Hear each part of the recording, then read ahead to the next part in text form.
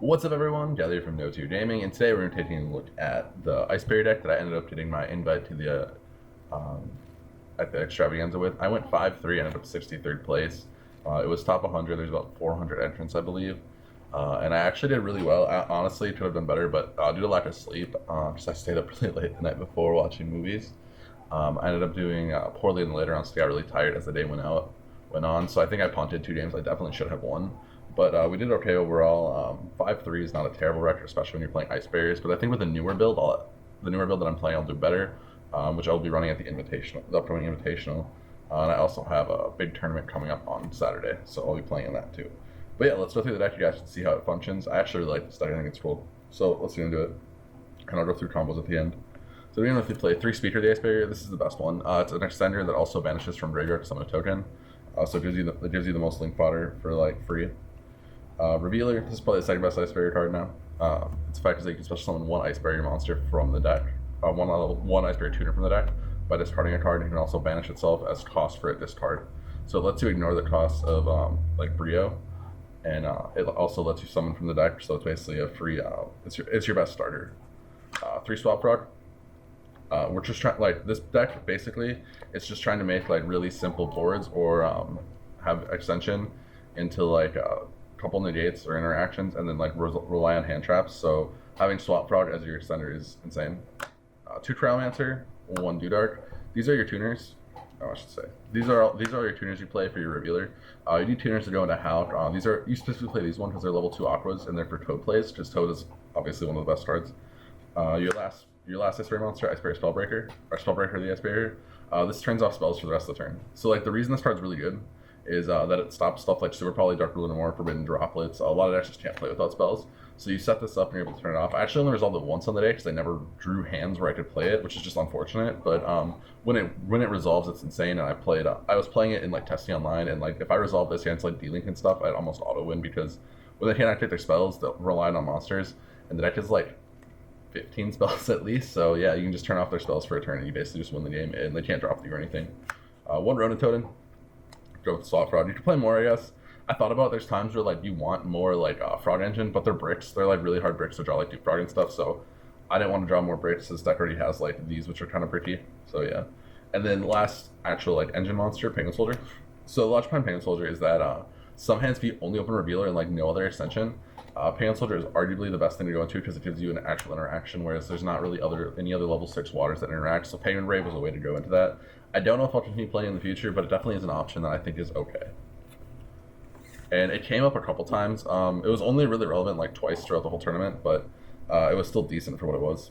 After that, we played Triple Ash, Triple Droll, Triple Phantasme, 1 Ghost Ogre for our hand trap lineup. Basically wanted to be able to go second. This deck is really weak going second because it's pretty fragile in terms of like if they just interrupt your normal summon, you really can't do that much. I've found ways around that now, which we'll go into my next list after the Starship tournament that I have this weekend, which is a pretty big in-person, like almost regional level event in my area that we're having. So we'll see how it goes from there. You play the 1 Ghost Ogre because it's a Howty target. So sometimes just summoning some Howty gives you an interaction that you need. If you don't have anything else that you get stopped in your other parts, sometimes going Howty into Ghost Ogre can be an actual like decent play. From there, we play Triple Pot of Desire. This deck doesn't have a way to get hand resources really well. Basically, your only option is a Link 4 that I didn't come in the mail in time. But yeah, being able to recover resources, being able to like get dig in your deck is huge. Especially like I'll combo off and then I'll activate Desires as my 5th card. Or I'll activate Desires as my last card to try to draw into more like combo pieces, or draw into more like hand traps. Triple Medallion, we are trying to obviously be consistent to your Ice Barrier cards, which is like Revealer and Speaker are really important to helping you go off and make plays. Double Cosmic Cyclone. I didn't want to lose to mine, basically is what it was. I didn't want to lose to mine and Schism. This was another way to like deal with Schism in mine. So yeah, those are like the main reasons. Also, I just didn't want to get like cheesed by Floodgates, which is actually how I lost one of my matches. I got cheesed by Summon Limit, but it is what it is. I think in the future, in my more recent build, I'm also playing Harvest Feather Duster in the main rather than the Cyclone, and then I just side the 3rd Cyclone too still. 1 Monster Reborn. You can play Freeze Chains. I actually think I'm going to be playing 1 in the end, but this is just better than Freeze Chains with Ice Barriers in like every single way. And I see people on like 3 Freeze Chains and no Reborn. I'm like, what are you doing? Reborn's insane. Like, we're being able to Reborn, like, I've Reborned like Alphas and stuff from my opponent's field, or like Macabas and stuff, and like, it's so strong. Finally from there, Triple Imperm. Imperm was broken. Probably the best hand trap on the day. It out just as a going second card and like way to just like stop plays. It was definitely like the best. For the side, double painter tops, or sorry, one painter tops, double alpha. I think this is like standard. You should be playing this in like every go second, every time you like side now. Because going second, these cards are broken against like everything. I don't think there's a deck where alpha's bad, honestly. I almost even considered main decking it. It's just that there's better cards in main deck. From there, triple Lancia. Yeah, dude, Lancia's broken. Lancia beats like all the like common meta decks right now. Even if it doesn't beat them, or it's at least a major hindrance to them. So Lancia is definitely worth playing. Like if you play versus Invoke, if you play versus Dragon Link, Dinos, all that stuff, like Lancia is really solid against them. So those are the monsters I played. Triple Dark Ruler and more. I actually might main deck these. The more I think about these cards, like this card's like really good in combo match against like not even just combo, like literally everything. Like you play versus Eldlick, they're gonna make Dragoons a lot of the time. You play versus Drew, they're gonna make Dragoons. Like this card's really solid. And then the one Cyclone, the one Duster for back row matchups. We also actually don't like do that bad into back row usually, and we're using Alpha and Pink as like pseudo ways to deal with them. And then finally, Triple Judgment Imperm. I didn't want to lose the droplets in Dark Ruler and like Super Poly and stuff. So like these were the best ways to like guarantee that those cards didn't dunk on me, because like getting Dark Ruler really hurts.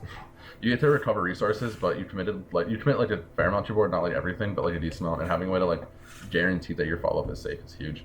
I don't know if I'll continue playing Judgment, because there's a lot of hands where Judgment was mediocre, but like there was also games where like Judgment carried me. So same with Order. Order's okay, but I had games where like it carried me, and I had games where it like messed me up really hard, because like I opened a hand where I had like Cyclone, Imperial Order, no combo, which shouldn't happen for the most part, but it happened, and I ended up getting just like dunked on because of it.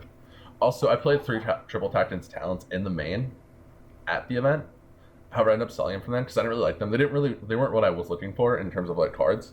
So I ended up selling them, and but I did play 3. It was okay all day. Like it wasn't amazing, it wasn't awful. It was fine. Definitely bricked my hand a couple times where like if I just played an extender instead, it would have been better. If I just played an actual interaction for going second, it would have been better. But it is what it is. 1 Coral Enemy, 2 Halki, 1 Boral Sword. This is getting swapped out for Marine Cess Bubble Reef. I actually went into Boral Sword like a whole one time. It wasn't that good. A lot of the times you can just OTK anyways with like making like a Dweller, or like you'll have like Savage and stuff on board, like Warlord Savage Dragon on board. So like killing them isn't usually that hard, and that big of a deal. So Boral Sword, probably not necessary. I definitely think like the Marine Cess Link 4 is a lot better. It didn't come in the mail in time, so I just played Boral Sword instead. For Synchros, Payment Brave, Summon off Payment Soldier. 1 Brio. I like Brio going second because if you open Revealer and like you Dark Ruler them, you just bounce their monsters, and it ends up being like one of your best options for going second until like I didn't have Zeus for today, or for the Extravaganza. It didn't come in the mail in time. It actually is in now, but because I couldn't play it at that event, I didn't know way to go second. That wasn't just like Brio. That wasn't just like making you like making just like a random Synchro 8 or like making Trish. So Brio was like the next best option. From there, we play 1 Desert Locust. This is card you don't off out every time. Basically, it rips 1 card out of their hand, and then it's a quick synchro for Savage, which is normally what you're doing. 1 Trish, because sometimes going into Trish is necessary. I think I'm more updated builds. I don't run it, but I played it in this one because I just had some extra space, so I wasn't able to run like the Scott Cavalry, Centaria, Downard, and Zeus. I didn't have a Zeus, so we ended up playing Trish instead. It worked out fine. 1 Dragite and 1 Savage. So those are your 8s to go into. So a lot of the times, like your play route is you'll make this boy, and then you'll detach something in Swap Fraud, you'll make Desert Locust, and you'll synchro into Savage, and then attach an enemy, or you'll synchro into Dragon if you don't have an enemy set up in Graveyard. And it's good for what it is. 2 Toads in total, 1 Bahamut Shark, because we can easily make it, and then like 1 Dweller. I actually never went a Dweller, but I know Dweller has like his matchups where it's insane. Like if you look at like Dinos, it's really solid, or like Prank Kids, which actually did really well at the event. Abyssal is really huge, and then like there's matchups like Striker and stuff. Actually, I did make it versus Striker once, I lied. So yeah, I'll go through the standard combo to show you guys kind of like how it functions. So as I said, Revealer and Speaker are your best cards. So like, if you open these 2 and they don't have an interaction for it, you basically just win the game. So standard combo is you normal summon Revealer, special Speaker, Revealer effect, summoning Hexa, Spirit of the Ice Barrier. You have the new Overlay, or a Bahamut Shark. Specifically, you detach Speeder because you need this engrave effect, summoning your Toad. So you get Toad on 5 here, which is huge, obviously. Like, not being able to get Nibiru'd is nice. I got Nibiru'd once on the day, and it's because my hand was super awkward, and I didn't have a way to get Toad early. But other than that, I didn't get a beard at all, so that was nice. Only getting a beard once is in a whole tournament with a combo deck is huge, especially because like Toad. And then I had a lot of people who just wouldn't activate a beard on me. They don't want me to take it because you can just set it with the Toad, and they'd rather just have it for like discard fodder or something. From here, you'll banish the token. You'll banish Speaker, which is only if you control an Ice Barrier monster. You can special banish it to summon a token. From here, you'll use Hexa effect, pitching an Ice Barrier from the level 3 lower Ice Barrier from the deck. I usually pitch Cryo because Cryo's just worse than Dudark in a lot of situations. You'll link 2 for your Marine says Pearl an enemy. I'll use an enemy effect to bring back the Cryomancer from graveyard. Link these 2 away. To make Halki effect activates, special summoning a tuner from the deck. And we are currently locked into water, so I can make his water stuff sadly, but that doesn't really matter that much. And you'll overlay 2 for Toad number 2. And then, so you have your 2 negates. On your opponent's turn, you'll use Toad effect. During their standby phase, to special summon Swap Frog. Swap Frog effect, pitching Ronin. And then you'll use Halki effect, banishing itself for cost to special summon Desert Locusts. Locust effect, forcing them to discard. And then you will synchro with Locust effect, special summon Savage. And then Savage re-equips the enemy.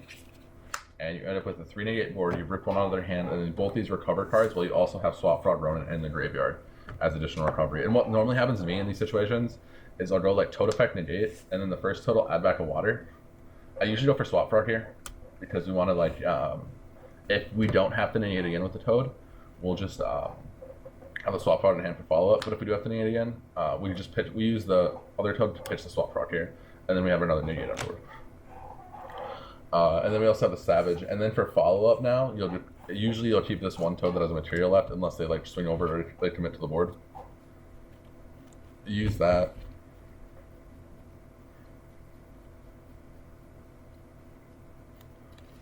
Bring out Swap Frog. Pitching Swap Frog, and then like you go normally like in the update build, you're going to like an enemy from here, but you also a lot of times end up having a tuner anyways. So yeah, you'll just be able to like combo out from here because now you have 3 Ronin Toad graveyard revives, and you can just start like linking, synchroing XYZ plays. So yeah, it's really simple like how fast this deck can go off and just win the game for no reason, and that's why I really like it. Like sometimes you just get wins because like Yugioh, and those are the best ones to have. But yeah, so the deck is just pretty simple. You're just playing like little combos like that, and like that's a 2-card combo essentially. And then from there you also have like hand traps and like Cyclone and Imperms and stuff, and like Phantasma to help get more resources on board to like give you additional follow-up, which I think is huge. That being said, if I was to try to do this build, I think Phantasma performed the worst overall. I side deck it now, but it definitely bricked my hand a couple times and caused me to lose games that I probably wouldn't have otherwise if I had like an actual interaction that wasn't like Phantasma. Although I do think Phantasma is still a fine card. Anyways, that is the deck profile. I hope you guys liked it. I really like this deck. I've been grinding it a lot. I'm playing it on DB too. If you guys want to see matches on there, I do play it every so often. I can definitely upload them and do commentary. Deck crushes too. This deck is really underrated for how good it actually is. Anyways, that's it for me. I hope you guys enjoyed the video. Remember to subscribe and check out the channel for more. Thanks for watching. I'll see you guys later. Bye.